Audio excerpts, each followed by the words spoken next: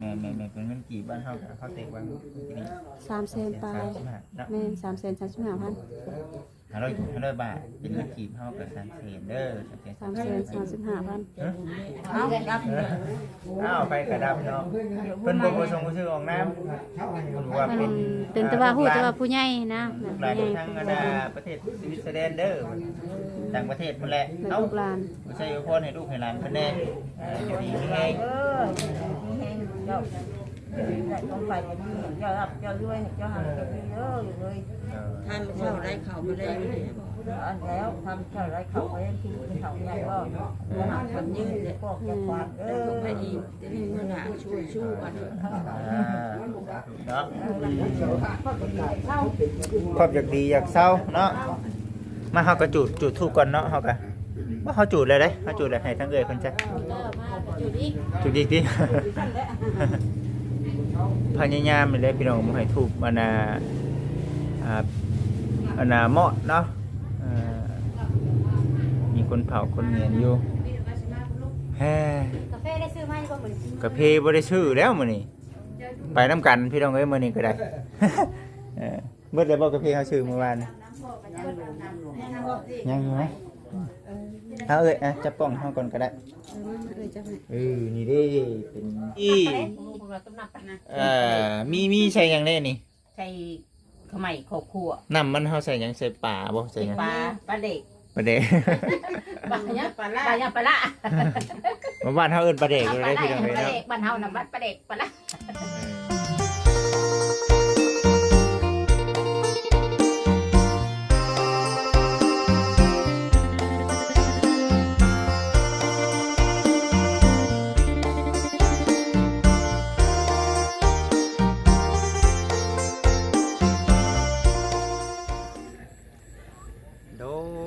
โดยกับทักทายสบายดีเด้อกับสบายดีสวัสดีพ่อแม่พี่น้อง FC บัดสุขุสู่คนทางฝั่งลาวฝั่งไทยทั้งต่างประเทศพี่น้องเอ้ยโคโปกับบ่จิตคือเก่าเช่นเคยเนาะทางหลังนี่จะเป็นบอนตลาดนัดเนาะตลาดนัดบอนบ่จิตขายของแหละพี่น้องเอ้ยอยู่วังนี้ก็ได้เนาะนี่เด้บอนบ่จิตขายของแต่เก่าก็ได้ที่อยู่ในหม่องนี้เนาะพอดีเลยพี่น้องเอ้ยมื้อนี้นะเนาะทางบ่จิตเองเนาะทางบ่จิตเนาะ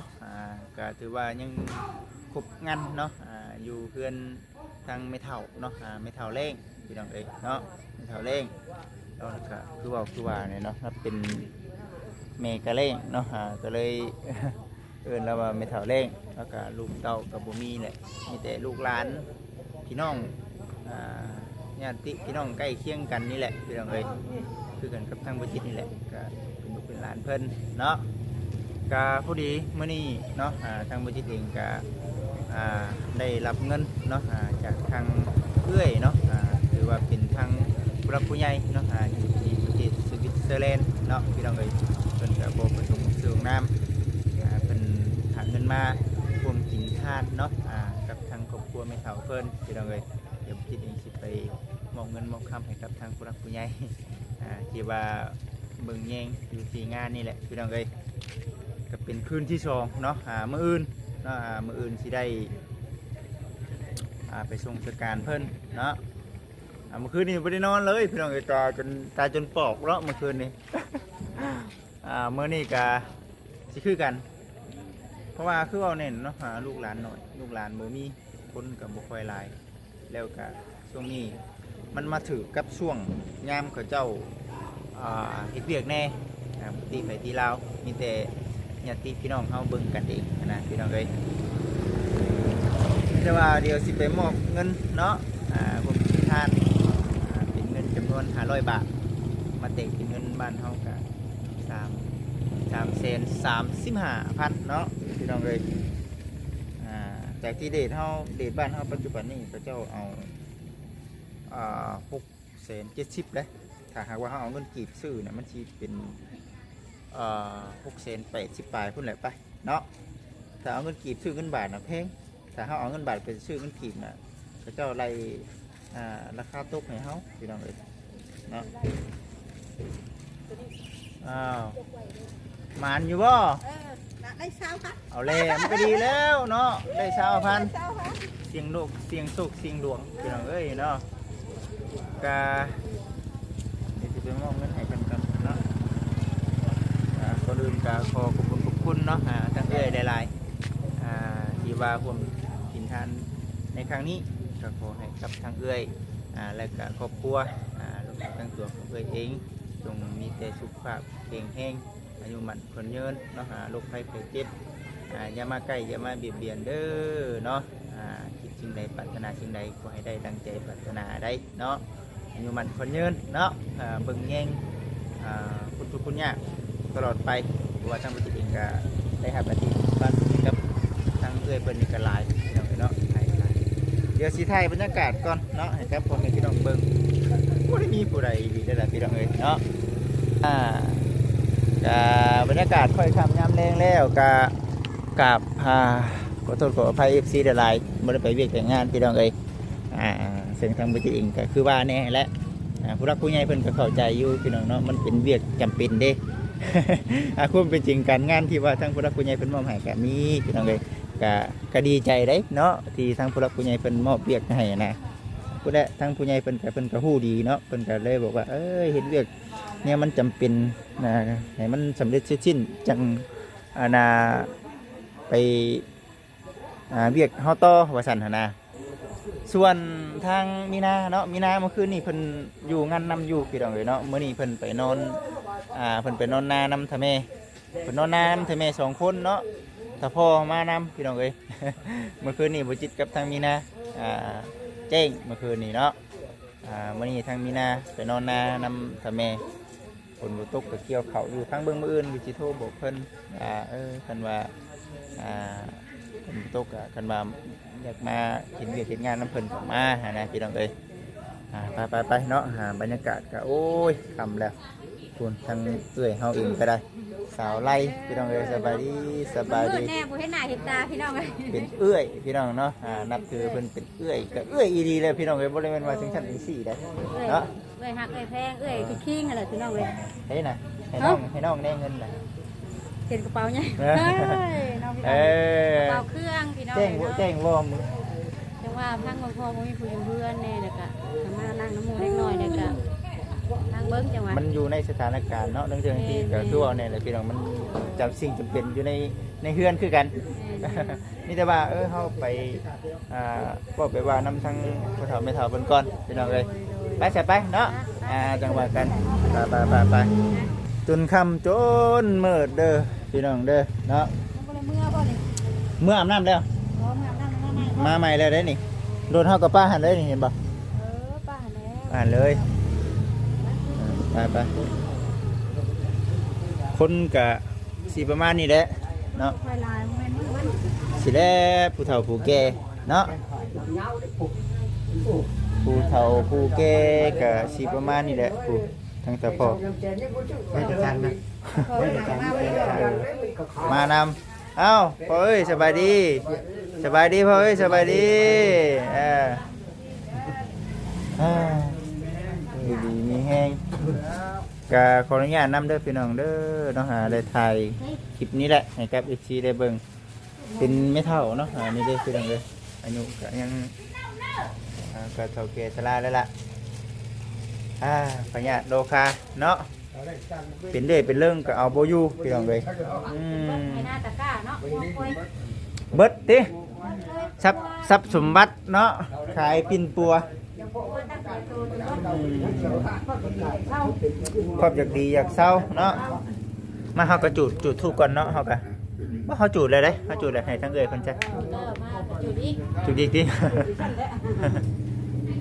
พยายามเลยพี่น้องบ่ให้ทูบมันเหมาะเนาะมีคนเผาคนเงียนอยู่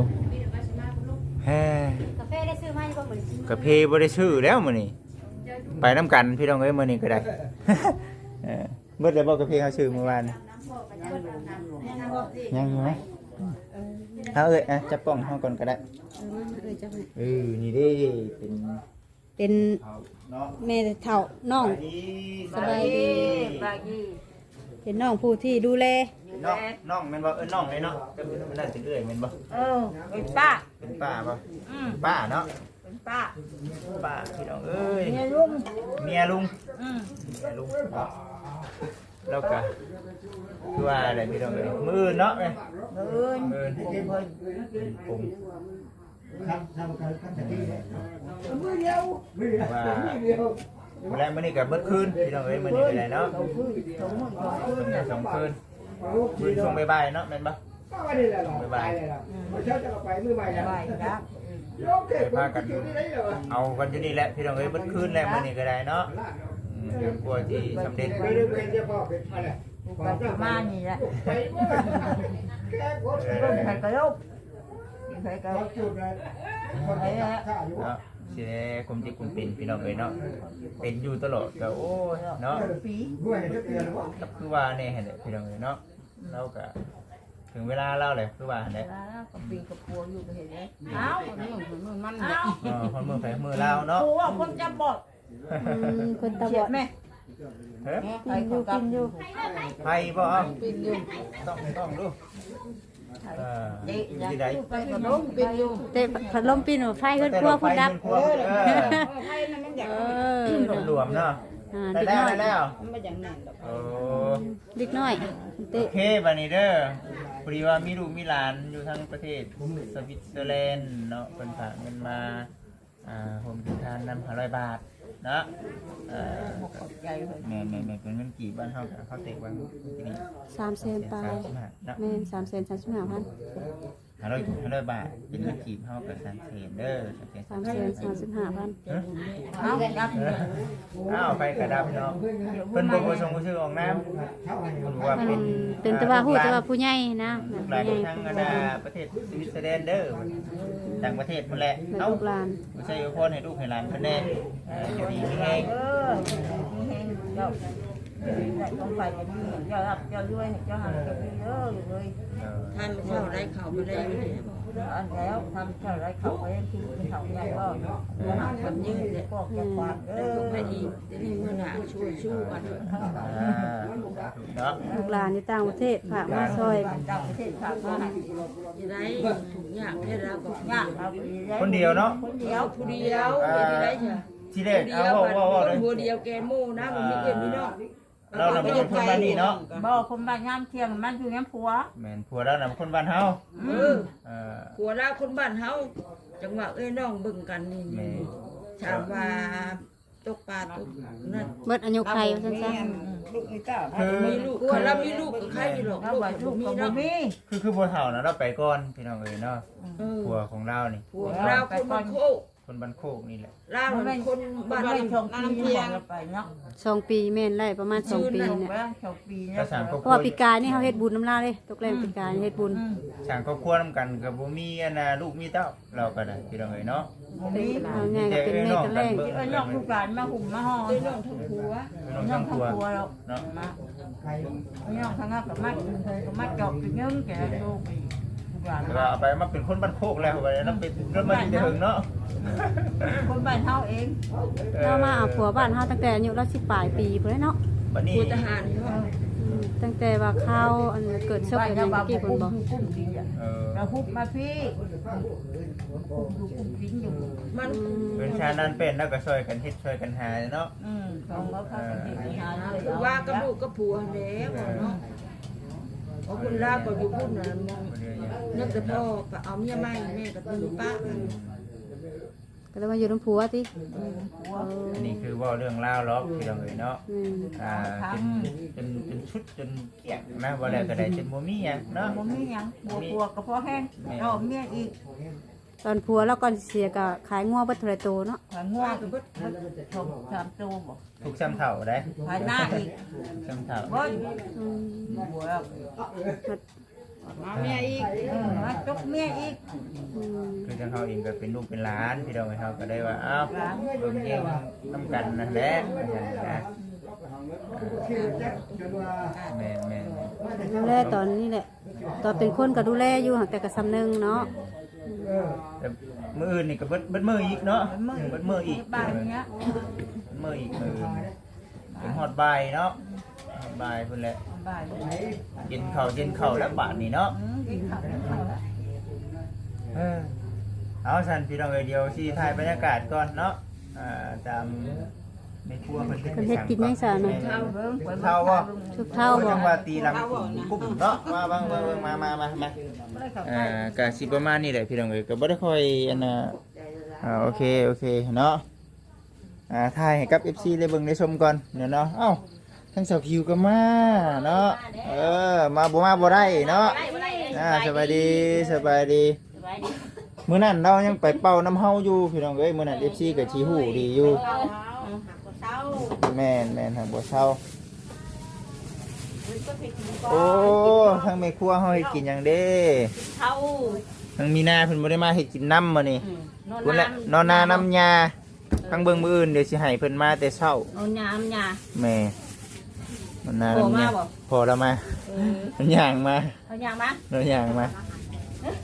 โอ้คือทั้งแต่แม่นี่กะปิกะปลาแล้วเนาะ เราจะหันก่อนเท่าแม่อยู่ดอก แม่นโอ้สุกเท่าลาบเท่าพี่น้องเอ้ยเนาะFC เพิ่นเคยกินบ่อันนี้เนาะเพิ่นสิเคยกินอยู่บ่เนาะลืมเอานั่นไปนัว แหละพี่น้องอ้าวดอกไฟก็ได้เนาะทั้งไม่ครัวเฮาสิเป็นวินเป็นเวียนนี่เด้นี่เนาะโอ้ยไปแบบบับเลยเนาะ ช่วยเลย ให้มีหยังโอ้อันนี้ได้ใส่เป็นหยังนี่เกียงน้ำไหม้บ่นี่โอ้เนี่ยเล่นนี่เด้อจังไหนเล่นนี่ได้นี่เนาะเบิ่งก่อนพี่น้องเอ้ยเนาะ ใช่เลย ได้ยังใส่ โอ้ยค่ะ ให้ยังบ่ได้เด้อ ปลา แปลงไม้ปักไผ่ ได้แต่ตัวบ่ได้มีปลา โอ้มีผักหอมน้ำผักหอมผักชี ต้มน้ำปลานะ มีใส่หยังได้นี่ ใส่ข้าวใหม่ขอบครัว น้ำมันเฮาใส่หยังใส่ป่าบ่ใส่หยัง ปลาเด็ก ปลาเด็ก ปลาเนี่ยปลาละ มาบ้านเฮาเอิ้นปลาเด็กเลยพี่น้องเอ้ย ปลา เนาะ เด็กบ้านเฮานะบ้านปลาเด็กปลาละ ทำแบบกรุบเนาะต้มกรุบใส่แซ่บได้อันนี้บ่มีแม่นบ่ ไม่ยังปันใดเด้ กินชัมมี่หั่นแหละพี่น้องเอ้ยเนาะ เฮ้ยมั่งเลย เพิ่นก็เอาไปงัวมาเลยกว่าครับนี่นะเฮ้ยงัวบอกว่ามีอยู่ครับ มีอยู่ ไม่ยังปันเยอะสอง บางแม่มีแล้ว ถึงนอนซื้อมาต้มกับเปียกคือเลย นี่ครัวเฮาโอ้ยพี่น้องเอ้ยเนาะวันนี้ ตั้งกับบ่มีให้นั่ง นั่งน้ำพี่น้องกันนั่งคัดตะหมาดเนาะ บ่เป็นหยังดอกเนาะบ่เป็นหยังดอก คัดตะหมาดเลย ขอเพียงลาบเท่าน่ะแซ่บเนาะโอ้ ตั้งนี่ตั้งสิ่ง นี่เลยพี่น้องเนาะเฮือนผู้เฒ่าผู้แก่เพิ่นคือว่าเนี่ยสองเฒ่าพากันเฮ็ดงอมๆแม่นๆบัดนี้ก็มีแต่ลูกหลานใกล้เคียงกันนี่แหละเบิ่งแยงรักษาเฮือนชานดันแป้นเพิ่นบัดนี้แม่นบ่มีลูกเนาะเพิ่นบ่มีลูกเด้บ่ได้พักบ่ซะ เนาะถ้าบอกพักมันก็กิน ยอดเนาะ พักมันก็ย่อกินเป็นปุ่มแล้ว อย่าแล้ว ไปบึงหลี่อยู่มันจะคง โอ้ยเด็กกับพักเท่าอันนั้นมันก็เป็นที่แล้วเท่าพักสร้างเห็ดแท้เดี๋ยวฮะ เคียงข้างกับบุ้ง เคียงบ่เห็นเนาะ ก็มีเด้เคียงก็อยากได้หั่นน่ะสะหน้าตัวนี้กันตัวนั้นก็ มันมืดเด้หาบ่เห็น ยาวมันจะปั้นเขาใหญ่ๆได้ปั้นเขาใหญ่ๆคุยมันจังได้ตอนใหญ่ ใช่ให้ดิจีตัวที่ท่านน่าขัดชอบเกลือ ไม่ยังจะนะ ใช่เปล่า แต่ข้างในมีเกลือ อันยังไม่ใส่หยังบ่ ใช่ได้เกลือ ลองเลยสิลองชิมเบิ่งได้นี่เนาะรู้สึกว่าแบบอยากกินข้าวได้พี่น้องเลยเนาะโอ้แม่นเฮานอนบ่เป็นรับบ่เป็นตื่นกินข้าวบ่ยอมมาแย่มเนาะแน่คือกินบ่แซ่บบ่นัวจังไดจังนึงแม่นป้าละเมื่อแต่เว้นพุ่นเฮาบ่จักเลยเฮานอนได้น่ะเมื่อติเว้นผมเมื่อแต่กินข้าวง่ายเที่ยง โอ้เก่งนะไม่ก็แซ่บพี่น้องเอ้ยเนาะไม่ยังนี่ไม่ ไม่ไรครับครับเป็นนั่นไม่ได้จัดกินข้าววะเนาะ อันนั้นเลยเหมือนหุ่นเลย เอา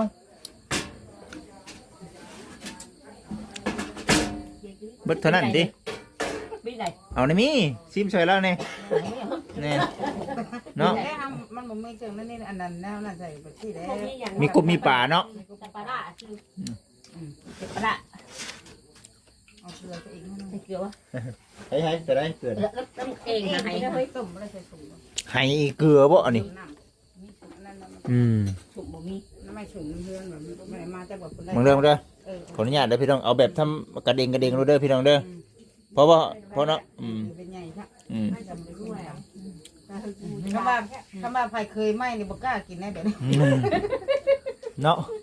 อันย่อขึ้นบุรี คันแน่เฮาเป็นลูกเป็นหลานนี่เฮายังกินหลายเฮาน่ะ ตักใส่โลด แม่นเฮายังกินหลายเฮาน่ะเฮาแฮงบ่อายผู้เฒ่าผู้แก่ เขานี่คือเหลวคือเหลวเหลว เป็นเท่าน้ำร้อนปะนี่เนาะ อันนี้ผงกุนมันเอามาให้น่ะ ไม่ได้ผงเลยเหลว ปั่นเขาเนาะ ยันเท่าอีกแล้ว มันสิแก่แล้วนะ เอากินต้องกินเบ้างดู ทำนี่แหละ สวยบัว สวยมาก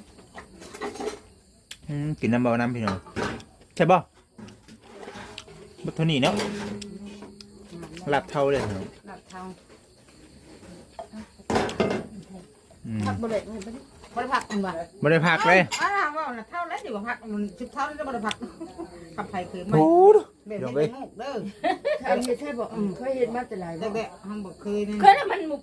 เอาอยู่ หาเคียงกูเห็นมืดแล้วว่ะ อยู่สองคนที่น้องคน ใช่ไหมเพียงเขาก็บ่ได้มือหงิดอยู่ เขาล่างแล้ว เขาบอกใช่แล้วบ่ใช่ โอ้ยยกเพิ่นปรึกษากันเองไงน่ะเนาะมันเป็นยัง ใช่แล้วบ่ใช่แล้วใช่แล้ว เพราะว่าเพราะคันว่า2คนเพิ่นบ่กินยังว่าใครได้เพิ่นกินน้ำกันแค่แน่อยู่ว่ะ ใช่แล้วจะได้ว่ะ โอ้ย บวกกันอยู่ตารางบ่ได้เคยบวกอยู่ตารางได้เคย ตัวคือคักแท้นี่เนาะ ตารางกับพวกมันนี่มึงเลย ไปผมเด้อเดี๋ยวไปหาเขา เท่าผักมันคือปุ่มนะเกี่ยวเดือด เที่ยวเดียวอ่ะนี่มากันเลยเนาะ ว่าที่ว่าคุณเฮ้ยรอข้างบน กาสีประมาณนี้พี่น้องเอ๋ยเนาะก็ถือว่าเห็นบ่คนกับบ่หลายปานใดเลยเห็นบ่พี่น้องเอ๋ยน้อยเดียวนึงเนาะสีประมาณนี้แหละเนาะไปสั่นพี่น้องเอ๋ยสำหรับคลิปนี้ก็ได้ก่อนอื่นนอนบ่ได้นอนเมื่อคืนเนาะนอนพักผ่อนจ้ะนอนพักผ่อนเอาเด้อพี่น้องเด้อเนาะคือสีประมาณนี้แหละทั้งบัจิตเองก็สิได้ขอตัวจบคลิปก่อนเนาะไม่แต่สิกินข้าวกินน้ำก่อนเด้อพี่น้องเด้อเนาะก่อนอื่นก็ขอขอบคุณเนาะทางเอื้อยเพิ่นก็บ่ประสงค์ออกสื่อออกนามให้ทางบัจิตเองเป็นสะพานบุญให้เนาะขอให้เอื้อยและก็ครอบครัวเนาะจงมีแต่สุขภาพแข็งแรงเนาะโรคภัยไข้เจ็บจะมาใกล้จะมาเบียดเด้อเนาะอายุมันคนยืนมีแต่สิ่งดีๆเข้ามาในชีวิตเนาะที่ว่าฝากเงินฝากคำมาร่วมทำบุญหรือว่าร่วมกินทานในครั้งนี้เนาะขอให้ทางชีวิตครอบครัวเนาะของทางเอื้อยจงเจริญเนาะก้าวหน้าไปเรื่อยๆเนาะเอาสำหรับคลิปนี้รวมถึงทาง FC นำเนาะฝากเป็นกำลังใจให้เด้อพี่น้องเด้อขอกล่าวคำว่าสบายดีอยู่ดีมีแฮงพี่น้องเอ้ย